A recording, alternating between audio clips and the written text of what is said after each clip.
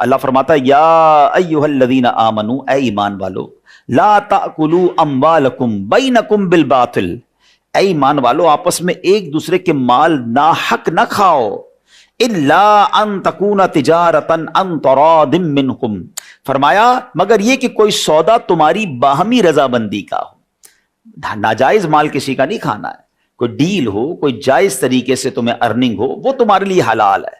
قرآن باقاعدہ واضح طور پر ارشاد فرماتا ہے۔ اچھا پھر یاد رہے کہ شریعت نے، جیسے میں نے کہا قرآن و حدیث میں کس قدر اس کو ایک بڑی اہمیت کے ساتھ بیان کیا گیا۔ ایک جگہ نبی پاک فرماتے ہیں طلب کسب الحلال فریضۃ بعد الفریضہ، یعنی حلال کمائی کی تلاش بھی فرائض کے بعد ایک فرائض ہے، یعنی یہ فرض قرار دیا گیا، اہم فریضہ قرار دیا گیا کہ حلال روزی کی تلاش کی جائے۔ ایک بات یاد رکھیے، اسلام پیسے کمانے کو برا نہیں کہتا، اسلام نہ بزنس کو برا کہتا ہے، نہ جاب کو برا کہتا ہے، نہ مال کمانے کو برا کہتا ہے، بلکہ اسلام میں اس کو صحیح طریقے سے ارن کرنے کو انکریج کیا گیا ہے۔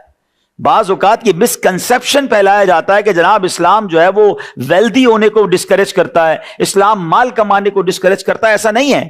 اصل میں اس میں انٹینشن بڑی ضروری ہے۔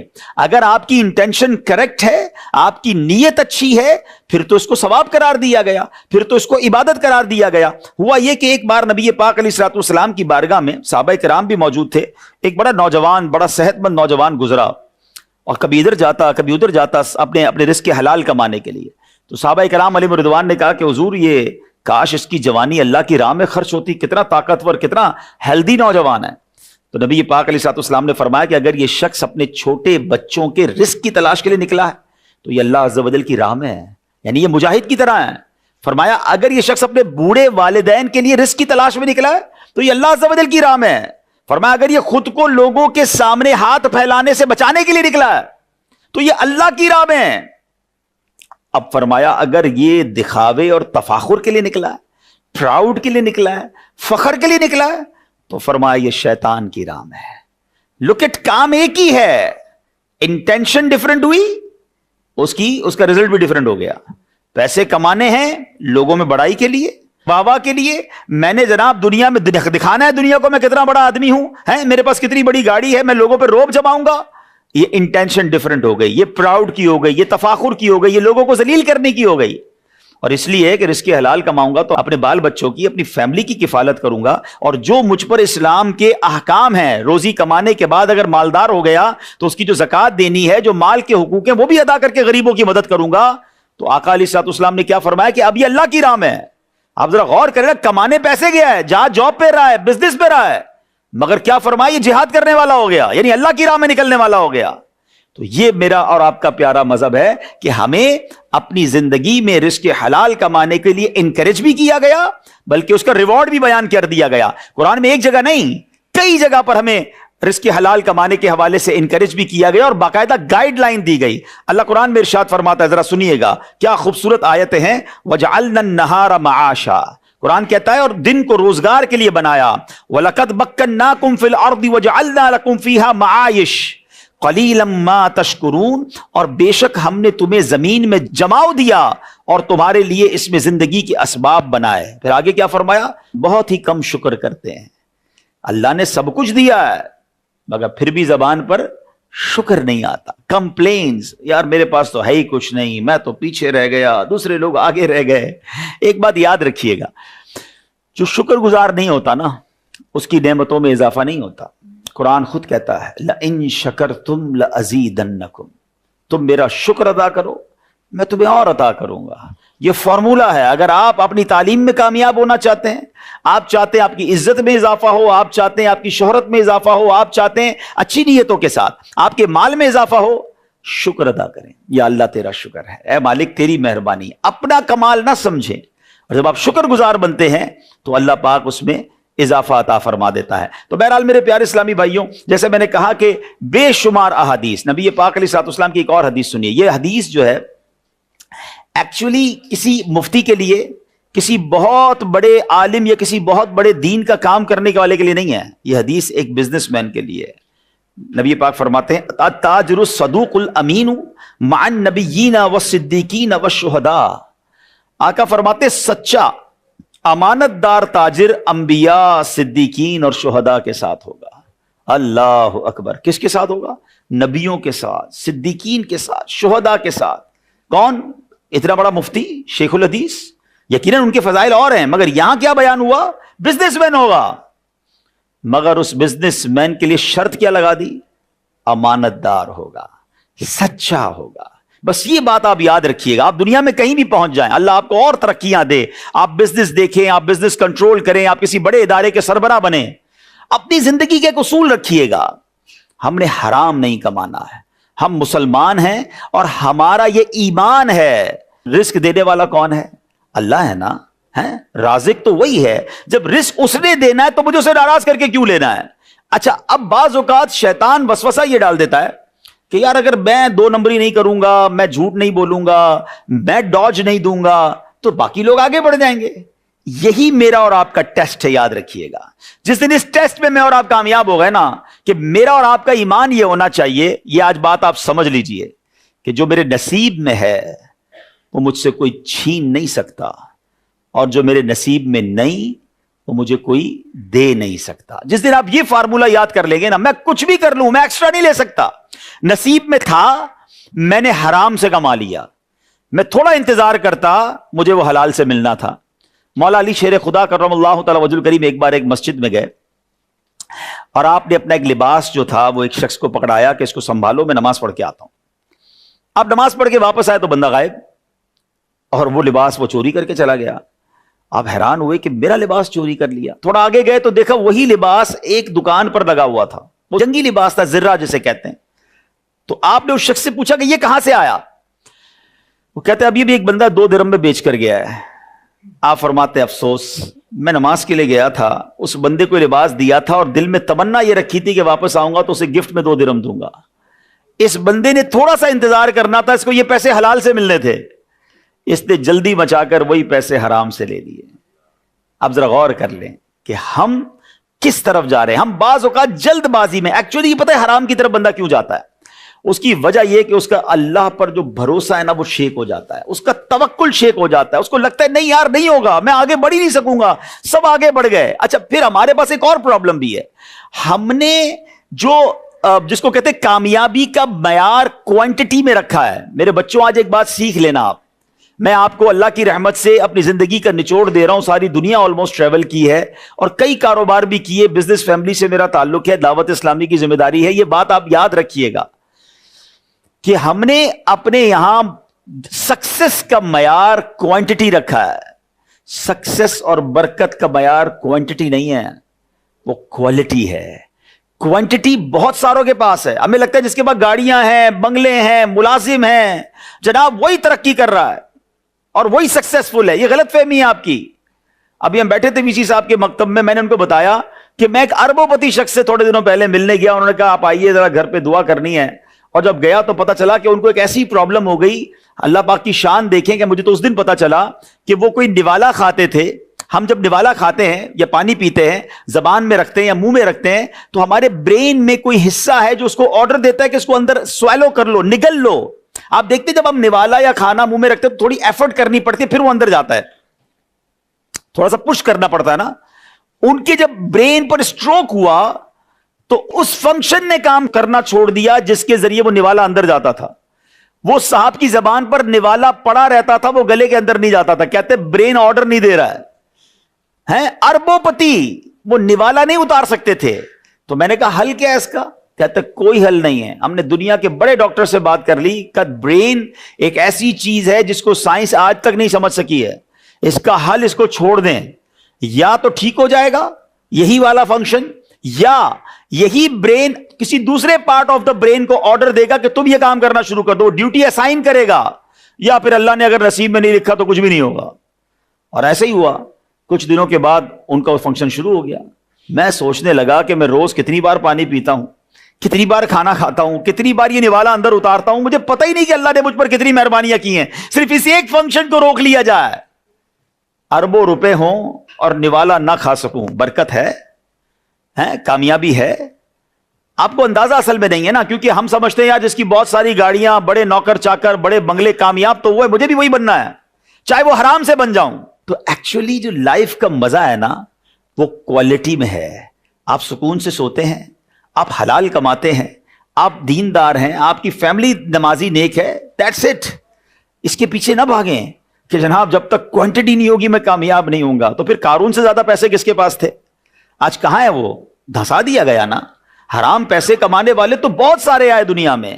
اپنی زندگی کا گول ایک رکھیں کہ آپ چاہے جاب کریں چاہے آپ بزنس کریں, مجھے حرام نہیں کمانا ہے. میں آگے جا کے انشاءاللہ آپ کو حرام کے کچھ مزید کانسیکوینسز بتاؤں گا کہ یہ کس قدر برا عمل ہے. مگر اس سے پہلے ذرا یہ سمجھتے ہیں کہ انبیاء اکرام علیہ السلام, جیسے میں نے کہا نا کہ اسلام انکریج کرتا ہے اپنے ہاتھ سے روزی کمانے, بزنس کرنے, جاب جو بھی آپ کریں حلال طریقے سے کمائیں.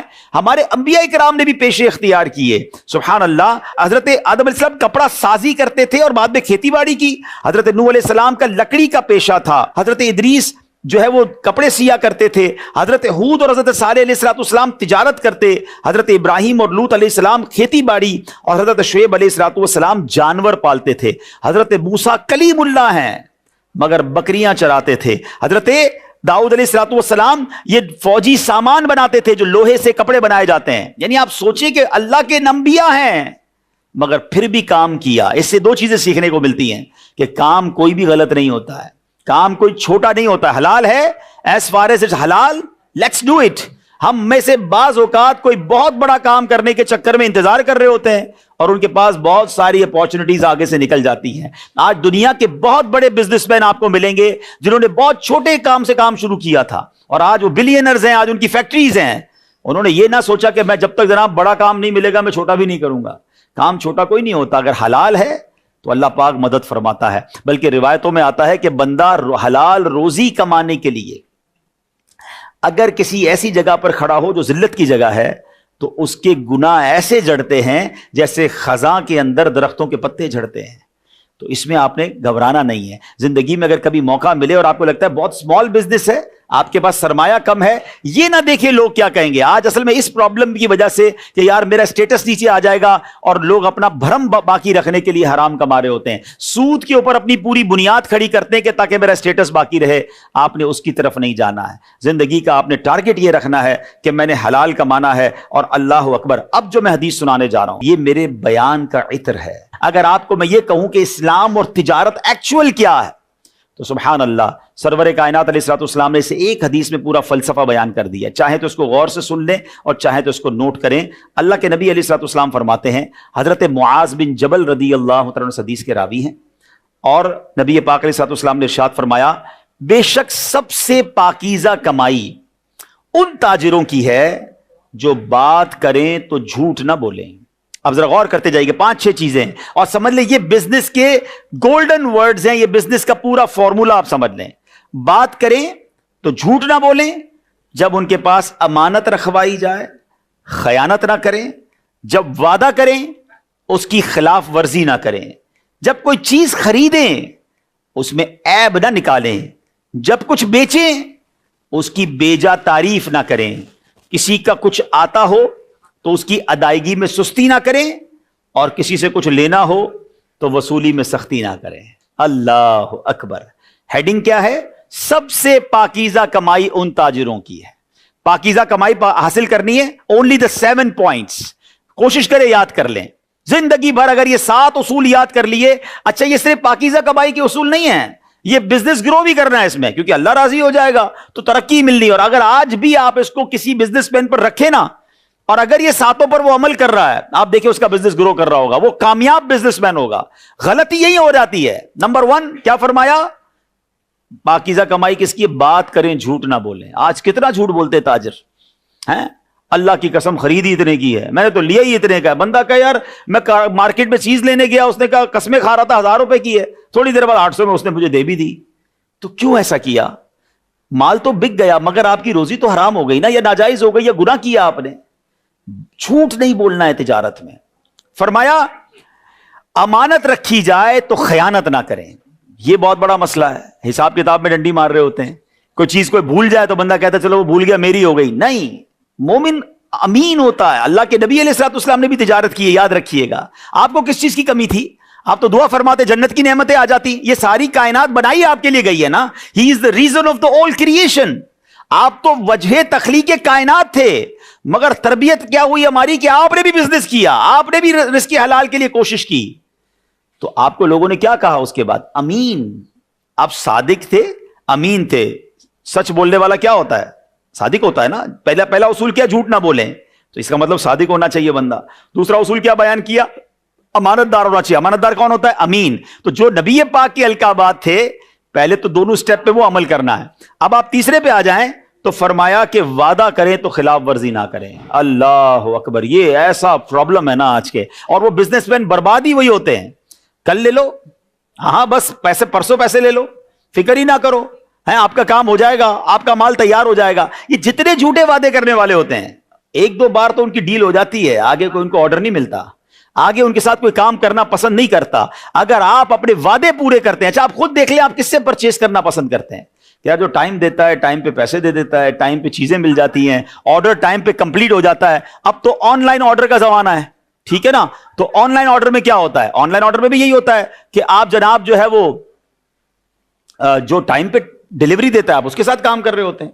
تو کیا فرمایا؟ وعدہ کریں تو پورا کریں. تھرڈ جو اصول تھا. چوتھا فرمایا جب کوئی چیز خریدیں اس میں عیب نہ نکالے. یہ بڑا پرابلم ہے. خریدنے گئے, بھائی تمہاری چیز تو ہے ہی گھٹیا, تمہارا تو مال ہی ٹھیک نہیں ہے. تو اب آپ سوچیں کہ آپ خریدتے وقت اس کے مال میں عیب نکال رہے ہیں, حالانکہ وہ عیب نہیں ہے تاکہ ریٹ کم ہو جائے. یہ غلط ہے. پھر فرمایا بیچیں تو اس کی بیجا تعریف نہ کریں. سبحان اللہ, ماشاء اللہ, ہماری پروڈکٹ تو بہت اچھی ہے, 100% اچھی ہے, اتنی قسمیں کھائیں گے, گھر آ کے دیکھو تو چیزیں خراب نکلتی ہیں.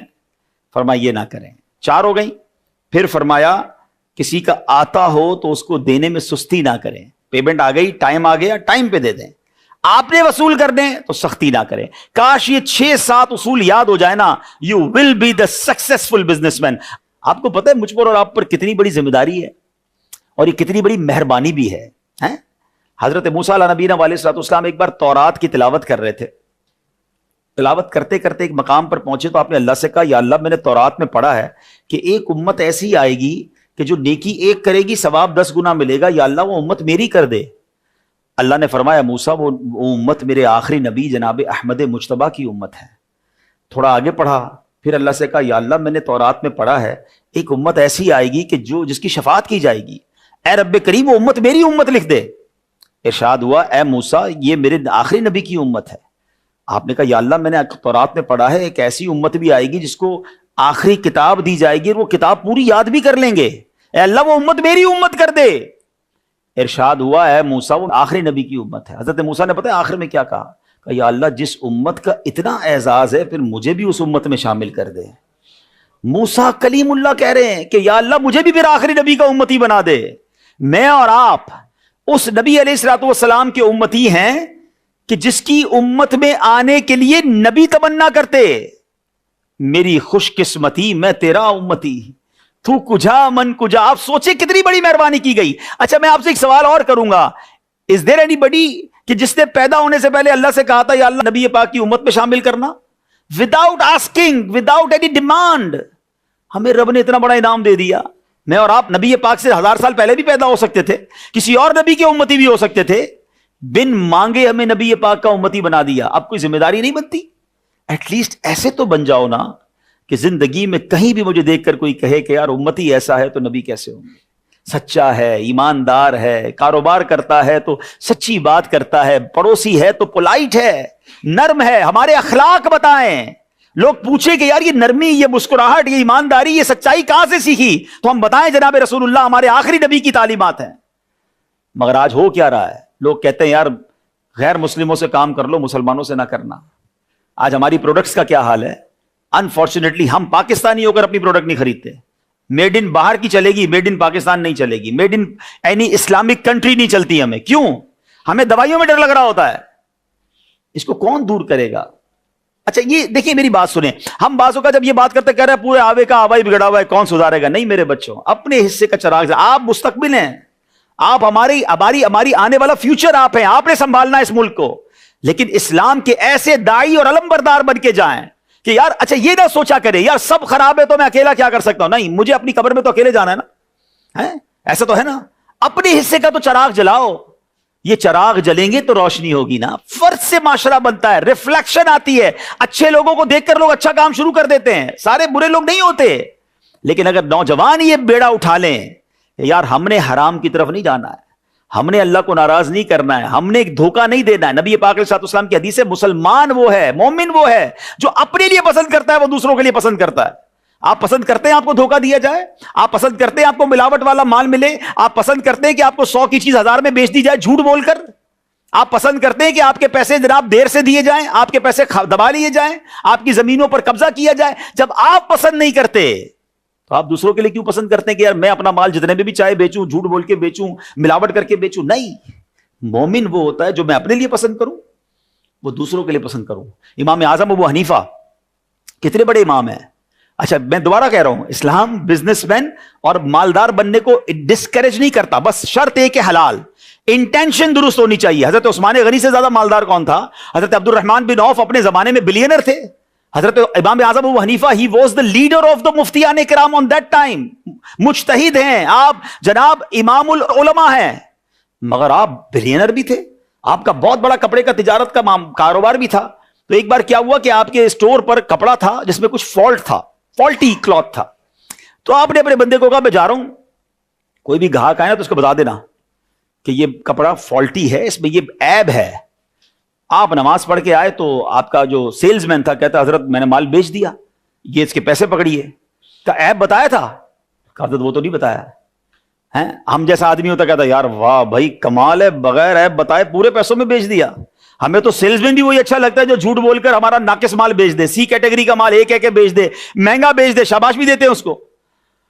حضرت امام اعظم ناراض بھی ہوئے اور آپ نے وہ تمام رقم اللہ کی راہ میں صدقہ کر دی. آپ نے کہا ایسے پیسے نہیں چاہیے مجھے. یہ مالدار ایسے نہیں ہوئے تھے, ان کا ایک ایک روپیہ حلال کا تھا. حضرت عثمان غنی بلینر تھے مگر ایک ایک روپیہ حلال کا تھا. تو حلال میں بھی برکت ہے, لیکن پرابلم یہ ہے کہ ہمیں سکون نہیں آتا ہے, ہمیں اطمینان نہیں آتا ہے, ہمیں اور چاہیے چاہے وہ حرام مل جائے. یہ نہ کیجئے گا. میں آج آپ کو زندگی میں ایک فارمولا بھی دے کر چلا جاتا ہوں. انشاءاللہ بچے ہیں آپ, نوجوان ہیں, انجوائے بھی کریں گے, یاد بھی رہ جائے گا, اور اللہ نے چاہ زندگی میں کام بھی بہت آئے گا. ایک بادشاہ تھا, ویسے تو یہ حکایت ہے لیکن سمجھانے کے لیے بہت اچھی ہے. بادشاہ نے اپنے وزیر کو بلایا کہ یار میرے پاس اتنا شاندار محل بھی ہے, اتنے پیسے بھی ہیں, I am one of the richest man in the country, مگر مجھے سکون نہیں ہے, نیند نہیں آتی, خیالات بڑے آتے ہیں. میرے غلام میں دیکھتا ہوں میرے دربار کے باہر ہی سو جاتے ہیں, کھڑکی کھولتا ہوں تو دیکھتا ہوں آپس میں ہنس بھی رہے ہوتے ہیں, پیسے ان کے پاس کچھ نہیں ہے, کپڑے پرانے ہیں, مگر ان کے چہروں پر جو اطمینان ہے وہ میرے پاس کیوں نہیں ہے. وزیر کہتا ہے بادشاہ سلامت, اس کے لیے آپ کو جو ہے نا فارمولا نمبر 99 سمجھنا ہوگا. بادشاہ کہتا ہے یہ کون سا فارمولا ہے؟ کہتا ہے ابھی بتاتا ہوں. بولا کسی بھی ایک غلام کو اندر بلا لیں. بادشاہ نے ایک بیچارہ غریب سا غلام تھا, اس کو اندر بلایا, اور وزیر نے کہا بادشاہ سلامت اس کو 100 اشرفیاں سونے کے گولڈ کوئن اس کو دے دیں. بادشاہ کے لیے 100 اشرفیاں کوئی چیز نہیں تھی. اس نے کہا ٹھیک ہے, اپنے خزانچی کو کہا 100 اشرفیاں لاؤ. وہ جب تھیلی 100 اشرفیوں کی وزیر کے ہاتھ میں تھی تو وزیر نے چپکے سے اس میں سے ایک اشرفی نکال لی, ایک گولڈ کوئن نکال لیا, اور اس غلام کو کہا جاؤ بیٹا یہ تمہاری عید ہو گئی. وہ کہتا ہے میں نے تو کبھی زندگی میں ایک اشرفی نہیں دیکھی, آپ نے اتنی ساری دے دی. کہا جاؤ موج کرو. کہا بادشاہ سلامت ایک اور مہربانی کریں, ایک دن کی چھٹی بھی دیں, گھر جاؤں, بیوی بچوں کو دکھاؤں کہ آپ نے کتنی بڑی مہربانی کی. کہا ٹھیک ہے جاؤ گھر جاؤ. ویری ہیپی, بہت خوش, جھومتا ہوا گھر گیا. بچوں کو کہا کمال ہو گیا, اسی امیر ہو گئے, اتنے سارے پیسے آ گئے. بچوں نے کہا کیا دیا؟ بولا بادشاہ سلامت نے 100 اشرفیاں دی ہیں. بچے کہتے ہیں بابا جان کبھی ہم نے گولڈ کوئن تو دیکھے نہیں ہیں. ہم دیکھیں. کہا دیکھو بیٹا. سب نے دہلی کھولی, انجوائے کرنے لگے. ابو جان ہم گنیں. کہا گنو, اس کو کاؤنٹ کرو. بچوں نے کاؤنٹ کیے. کتنے نکلے ذرا جواب دیجیے گا, کتنے نکلے؟ 99. کہتا ابا جان یہ تو 99 ہے. کہا بیٹا تمہیں گنتی نہیں آتی ہے. اس کی بیوی نے کہا بیٹا تم ہٹو میں گنتی ہوں. بیوی نے کاؤنٹ کیے, کتنے نکلے؟ بیوی کہتی 99 ہیں. شوہر کہتا ہے تم میں سے کسی کو گنتی نہیں آتی, میں گنتا ہوں. اس نے گنے, کتنے نکلے؟ پھر 99. اب جناب بیوی تو بیوی ہوتی ہے, کب بدبخت آدمی کبھی سونے کی اشرفیاں دیکھی تھی؟ بادشاہ نے 100 دی, تم راستے میں گرا کر آ گئے, تمہیں اندازہ ہی نہیں ہے کہ ایک اشرفی کی قیمت کیا ہے. کہ نہیں میں سینے سے لگا کر آیا ہوں, میں کدھر گرا, ادھر ہی کہیں گری ہوگی, بچوں نے گرا دی ہوگی. اب بستر اٹھا, ٹیبل اٹھی, کرسیاں اٹھی, ساری رات گھر میں جھگڑا, بیوی بھی تانے دیتی رہی, بچے بھی برا بھلا کہتے رہے, خود بھی سوچتا رہا کہ ایک زندگی میں ایک اشرفی نہیں کما سکا, ایک کھو کیسے دی میں نے. صبح ہوئی تو آنکھیں لال، ساری رات تو سویا نہیں، تھکا چہرہ بادشاہ کے دربار میں گیا. بادشاہ نے کہا تو روز میری فٹ پاتھ پر سکون سے سوتا تھا، چہرے پہ مسکراہٹ، اتنے تجھے پیسے دیے، تیرے چہرے کا کیا حال ہے؟ کہتا بادشاہ سلامت، بس کیا بتاؤں، غلطی ہو گئی، بڑا بدبخت آدمی ہوں، آپ نے تو بڑی مہربانی کی، 100 اشرفیاں دی، میں نے کہیں راستے میں گرا دی، بیوی مجھ سے الگ ناراض، بیوی بچے الگ پریشان، میں ساری رات اسی سوچ میں سو نہیں سکا. وزیر نے جیب سے وہ اشرفی نکالی، کہا بیٹا وہ میرے پاس تھی، یہ لے جاؤ اور جاؤ. وہ چلا گیا. دین واٹ دا وزیر سیڈ ٹو بادشاہ، یہ سمجھیے گا جو مجھے آج آپ کو سمجھانا ہے. کہ بادشاہ سلامت کوئی بات سمجھ آئی آپ کو؟ کہ کیا کہنا چاہتے ہو؟ کہ حضور بات یہ ہے کہ اس بندے کے پاس 99 تھی، ایک جو نہیں تھی نا اس کی وجہ سے یہ رات بھر نہیں سو سکا. جو نہیں تھا اس پر پریشان رہا، جو تھا اس پر انجوائے نہیں کیا. آپ کا پرابلم بھی یہ ہے، آپ کے پاس بہت کچھ ہے مگر آپ خوش اس لیے نہیں ہے کہ جو آپ کے پاس نہیں ہے نا آپ اسی کے بارے میں سوچتے رہتے ہیں. یہی ہمارا فارمولہ ہے. ہمارے پاس گھر ہے مگر چھوٹا ہے نا، بڑا کیوں نہیں ہے؟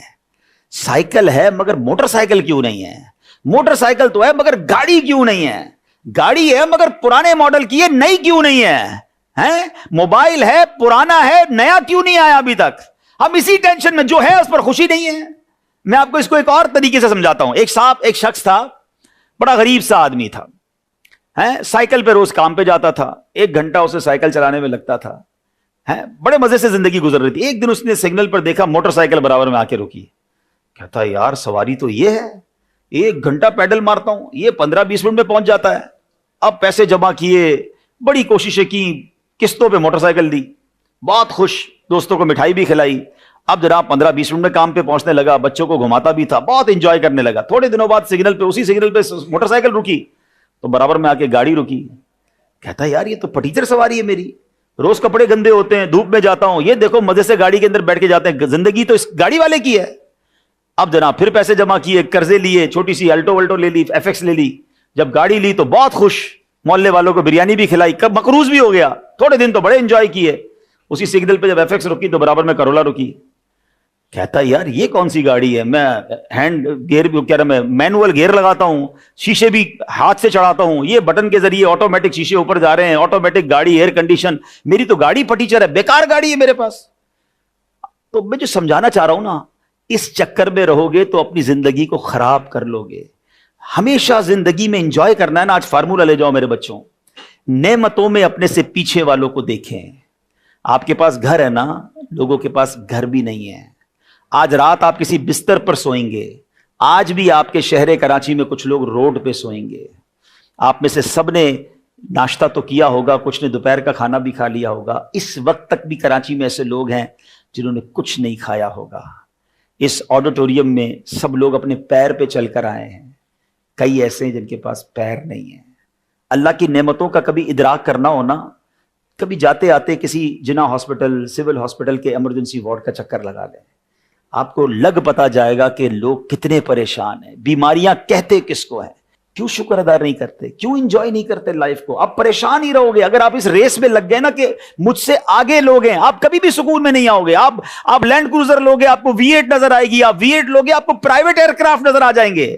لوگوں کے پاس بہت کچھ ہے. یہ سیر پہ سوا سیر والی کہانی ختم ہی نہیں ہونی. انجوائے کرو جو رب نے تمہیں دیا ہے، وہ کروڑوں سے اچھا دیا ہے. اگر اس پر جس دن اطمینان نصیب ہو گیا نا، آپ حرام کی طرف نہیں جاؤ گے. حرام بد کے لیے بندہ جاتا ہی جب اس کو اطمینان نہیں ہوتا ہے. پلیز اپنی زندگی کا ایک گول بنائیں. جب بھی آپ کو اپنی نعمتیں کیلکولیٹ کرنی ہو نا، اپنے سے پیچھے والوں کو دیکھو. لوگ بہت پریشان ہیں، میں اور آپ بہت سخی ہیں. اور اگر نیکیوں میں دیکھ رہے ہیں تو اپنے سے آگے والوں کو دیکھیں. یار لوگ تہجد پڑھ رہے ہیں، میں نہیں پڑھ رہا. لوگ قرآن کے حافظ ہو گئے، مجھے قرآن پڑھنا نہیں آتا. لوگ دین کا کام کر رہے ہیں، میں کچھ نہیں کر رہا. یہ دیکھیں تاکہ آپ نیکیوں میں آگے بڑھیں اور نعمتوں میں مطمئن رہو گے تو حرام کی طرف نہیں جاؤ گے. آخری 2 باتیں کر کے اپنی بات کمپلیٹ کر دیتا ہوں. ایک حلال کے لیے حدیث اور ایک حرام کے لیے، اور دونوں بڑی کمال کی ہیں. حضرت سیدنا سعد بن ابی وقاص، کون سے صحابی ہے یہ؟ ہی از دا ون آف صحابی جو کہ عشرۂ مبشرہ میں سے ہیں. یہ عشرۂ مبشرہ کون تھے؟ جن کو نبی پاک نے دنیا میں ہی جنت کی بشارت دی ہے. ون آف دا ٹاپ 10 صحابہ میں سے ان کا شمار ہوتا ہے. کیا کمال کا کوشچن کیا. سیدنا سعد بن ابی وقاص کا کوشچن ہے، یا رسول اللہ صلی اللہ علیہ وسلم، مجھے کوئی ایسا عمل بتائیے، میں مستجاب الدعوات بننا چاہتا ہوں. You know what is the meaning of mustajabud da'wat? کہ جو بندہ جو دعا مانگے اس کی دعا قبول ہوگی. آپ میں سے کون کون بننا چاہتا ہے؟ جو دعا مانگے, بیڑا پار ہو گیا نا, سارے مسئلے تو آپ کے تو امتحان بھی پاس ہو جائیں گے پھر, ٹھیک ہے نا. جو دعا مانگے وہ دعا قبول ہو جائے. مستجاب الدعوات. اللہ اکبر. نبی پاک نے جواب کیا دیا, بیوٹیفل آنسر.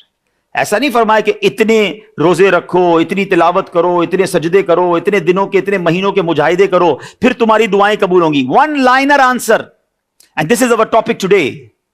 آپ نے فرمایا اے سعد اپنی غذا کو پاکیزہ کر لو تو مستجاب الدعوات بن جاؤ گے. This is the importance of your earning, your آپ کے مورسلز, آپ کے بائٹس, سب آپ کو پتا ہونا چاہیے. میں حلال کھا رہا ہوں یا حرام, میں جو کما رہا ہوں اپنے گھر والوں کے لیے, اپنے لیے, وہ حرام ہے, تو پھر دعائیں قبول نہیں ہونی. اور اس کی دوسری جو میں نے آپ کو واقعہ سنانا تھا کہ ایک بار حضرت موسیٰ علیہ نبینا علیہ الصلوۃ والسلام نے ایک شخص کو دیکھا, بہت رو رہا ہے, گر گڑا رہا ہے. حضرت موسیٰ تو کلیم اللہ تھے. آپ نے کہا یا اللہ اس بندے کو, اے کریم مالک, اس بندے کی دعا سن لے, یہ رو رہا ہے. اللہ نے فرمایا موسیٰ یہ اتنا روئے کہ روتے روتے مر جائے, اتنے ہاتھ اٹھائے کہ اس کے ہاتھ آسمان کو چھو جائیں. اے موسیٰ ہم نے اس کی دعا قبول نہیں کرنی. حضرت موسیٰ نے کہا یا اللہ کیا وجہ ہے؟ ارشاد ہوا اے موسیٰ جو یہ کھاتا ہے وہ حرام ہے, جو یہ پہنتا ہے وہ حرام ہے. دو الگ الگ باتیں ہو گئیں.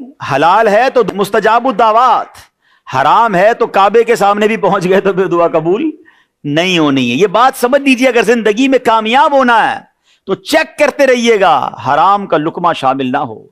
تو یہ بات ہمیں سمجھنی ہے. میں مسلمان ہوں, میرے رب نے وہ ہاتھی کو من اور چونٹی کو کن بھی دیتا ہے, اس نے وعدہ کیا ہے, وہ سب کو دے گا, مجھے بھی دے گا. مجھے صرف اطمینان ہونا چاہیے, بھروسہ ہونا چاہیے. قرآن میں اس نے کہا ہے وَمَن يَتَّقِ اللَّهَ يَجْعَل لَّهُ مَخْرَجًا, جو اللہ سے ڈرے اللہ اس کے لیے نجات کا راستہ نکالے گا. وَيَرْزُقْهُ مِنْ حَيْثُ لَا يَحْتَسِبْ, اللہ ادھر سے روزی دے گا جدھر تمہارا گمان بھی نہیں ہوگا. ہم سمجھتے کیلکولیٹر چلاتے ہیں, یار یوں نہیں کروں گا تو یہ نہیں ہوگا, یہ نہیں کروں گا تو یہ نہیں ہوگا. ایک میرا کیلکولیٹر ہے اور اللہ کی رحمت کا کیلکولیٹر ہے. ہمیں اللہ پر بھروسہ رکھنا. ہم مسلمان ہیں. اچھا پھر اب میں آخری بات کر لوں. پڑھے لکھے لوگ بیٹھے ہیں, بعض اوقات یہ بحث ہوتی ہے کہ یار اسلام کے اصول اتنے سخت ہیں, ہماری اکانومی جو ہے نا اس لیے ڈاؤن ہو گئی ہے کہ جناب ہم بہت زیادہ اسلامی اصولوں پر بات کرتے ہیں. لیکن اگر اسلامک اصولوں کے مطابق اکانومی چلے تو پھر کیسے کامیاب ہوتی ہے؟ You have to read about the biography حضرت عمر بن عبدالعزیز رضی اللہ تعالیٰ عنہ. آپ نے 30 مہینے حکومت کی ہے. ضرور پڑھیے گا میرے بچوں. کتاب اگر آپ چاہتے ہیں تو میں آپ کو ریفر کر دیتا ہوں, دعوت اسلامی .net ویب سائٹ ہے اور اس پر کتاب ہے حضرت عمر بن عبدالعزیز کی 425 حکایات.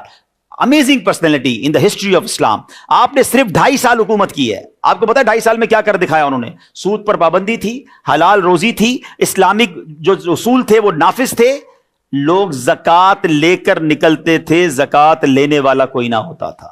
2.5 سال میں یہ ریولوشن. پڑھیں آپ ہسٹری کو. لوگ کہتے ہیں جناب سود نہیں کریں گے, حرام کام نہیں کریں گے, دنیا کی اکانومی کے ساتھ نہیں چلیں گے, اسلامی اصول کے مطابق چلیں گے تو پیچھے رہ جائیں گے. ہی پرووڈ اٹ کہ جب آپ اسلامی اصولوں کے مطابق چلتے ہیں تو پھر رزق دینے والا تو رب ہے نا.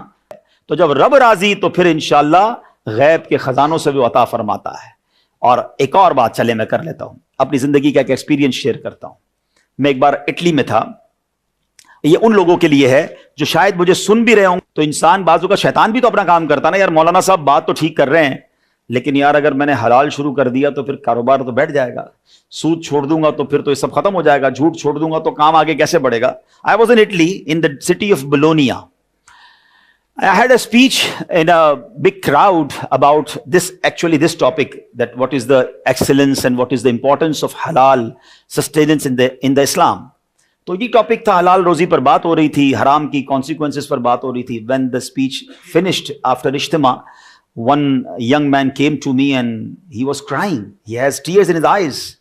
اس کی آنکھوں میں آنسو تھے. کہتے ہیں مولانا صاحب باتیں تو بہت اچھی کی ہیں مگر I have a problem. I have a store in Italy and unfortunately every store have to sell alcohol. شراب نہیں بیچتے تو کاروبار تو چلتا ہی نہیں ہے. And the most of my sale is depend on alcohol. آپ بات ٹھیک کر رہے ہیں لیکن میں نے اگر شراب بیچنا چھوڑ دی تو میرے تو اسٹور کا کرایہ بھی نہیں نکلے گا. Then how I survive and how I support my family. میں نے اس کو ایک جملہ کہا اور آج میں بچوں آپ کے سامنے وہ جملہ دہرا رہا ہوں. میں نے کہا تم مسلمان ہو؟ کہتا ہاں. میں نے کہا روزی دینے والا کون ہے؟ کہتا ہے اللہ. آپ جواب دو نا, روزی دینے والا کون ہے؟ ذرا زور سے کہو نا, روزی دینے والا کون ہے؟ اس نے بھی کہا اللہ ہے.